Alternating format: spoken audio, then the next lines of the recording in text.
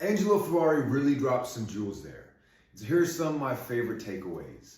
And these thoughts, you could use them not just for any job in life, but just to enjoy life more in general.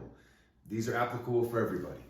So when I asked him what separated a great from an average opera singer, he said consistency, to have longevity, the ability to be able to perform consistently, time after time, discipline.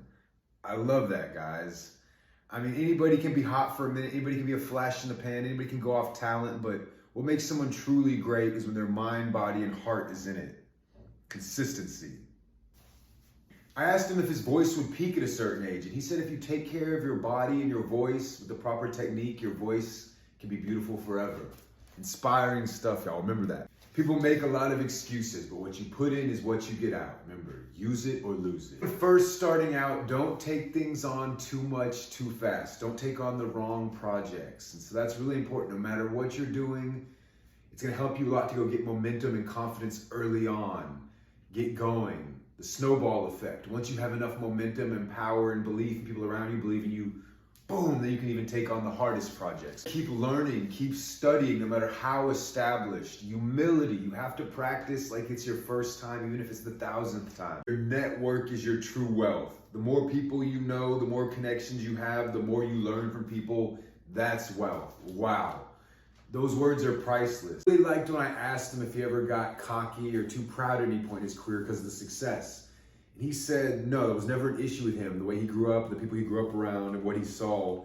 And he said the greater the artist, the more beautiful, simple person they are.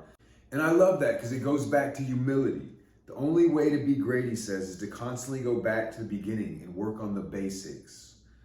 You're humble and you're ever a student, but you strive to be perfect. To practice daily. A lot of people have talent, but you have to practice daily and have talent. Nothing in excess. This is wisdom in a nutshell. He said, if you're happy with yourself and achieving your goals, you'll be happy wherever you go. When you're happy, you'll be able to notice that the world is full of amazing people everywhere you go. What I get from that is when you're grateful for what you do it better, and you have more success at it. I think this is one of the most profound things that Mr. Ferrari said. He said, if you have any type of intelligence, you have to be grateful. That was his response when I asked him about if people in his line of work are happy. And one of the reasons that you should be grateful is because if you've achieved success, then you've achieved it because you worked towards it. And you've achieved it because there's been many people along the way who've helped you. So if you want to be great at anything, here's some good tips we get from him.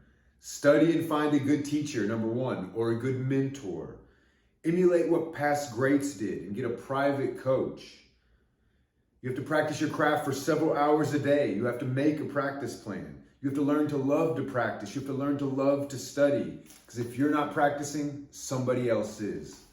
That's powerful stuff.